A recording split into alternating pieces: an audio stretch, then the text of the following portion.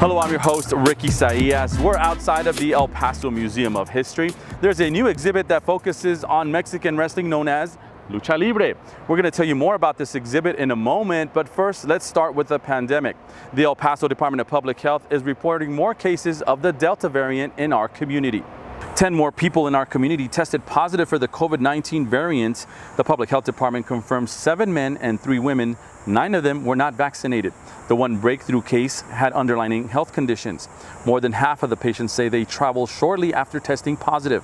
Health officials are urging the community to get tested if you have symptoms, have recently traveled, or if you've been exposed to someone with COVID-19. Free COVID testing and vaccinations are still available.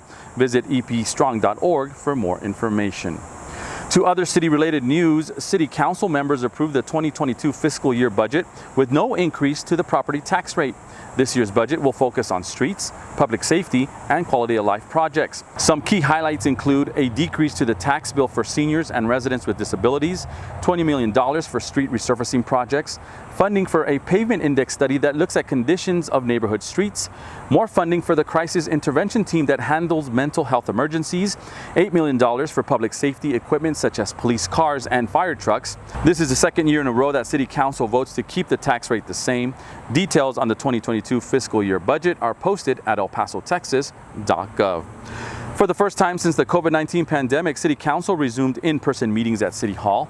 Before that, council members worked from their office or at home while public meetings remained virtual. Cameras from several media outlets were inside City Hall as the council met for the first time since the shutdown in 2020. Visible changes to council chambers include plexiglass dividers and a reduction of seating to allow for social distancing. Masks are also required and hand sanitizer is available for all visitors. El Paso City Council isn't alone. Hundreds of municipalities across Texas are dealing with this transition. El Paso Electric customers can voice their opinions about a proposed electric hike during several community meetings. City Council asked El Paso Electric to host community meetings across the city to answer questions or concerns from residents. Half of the meetings are in person while others are virtual. Visit the city's Facebook page to see when those meetings are being held. The cleanup of damage left by the rain a few weeks ago continues. The Streets and Maintenance Department is concentrating on cleaning up and addressing storm damage on roads with heavier traffic volumes. Crews are tackling a long list of damages, including walking trails around the Museum of Archaeology in the Northeast. The trails remain closed because of damage from flooding. McKelligon Canyon also remains closed. Flooding debris on the street is making it dangerous for vehicles to drive up the road.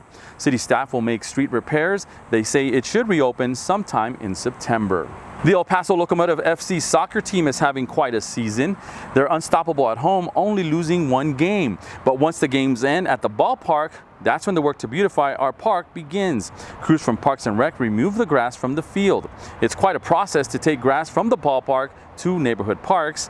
Now on the next Your City in 5, we'll tell you how much manpower it takes to remove all that grass and more about this unique partnership that keeps neighborhood parks looking so good.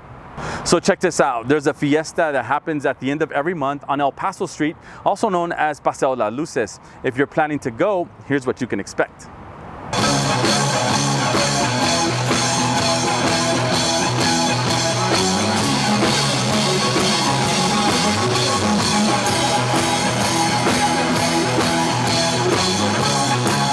The festival is great. I got a homemade, handmade journal with El Paso on it. I've had some amazing cookies and cucumber spears, and the music is great, and it just makes our trip that much better. Love it. We've got a great turnout. It just shows that the community really does love their downtown, embraces their downtown, and so we're happy to put on this event that the community can come, travel down to one of our historic corridors in downtown El Paso, enjoy a new streetscape that the community invested in a couple of years ago, the Paseo de las Luces. And so I don't think things could be any better right now. Good, good, good. You're on the street, you might as well. This is as close to Vegas as we're gonna get right now, guys. The weather is gorgeous, sunny every day, not too hot, lovely. There's been a breeze every day.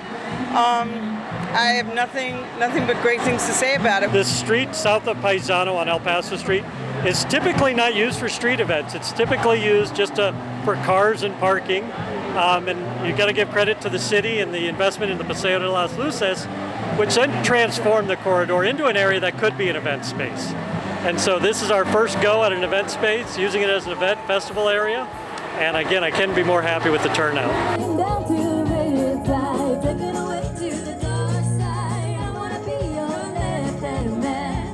You'll want to head out to the Fiesta. I'm sure you'll have a good time. Thank you to media specialist Jose Solis for putting together that video. Our friends at the Downtown Management District, they're the ones that put together that celebration. Check out their Facebook page for more info.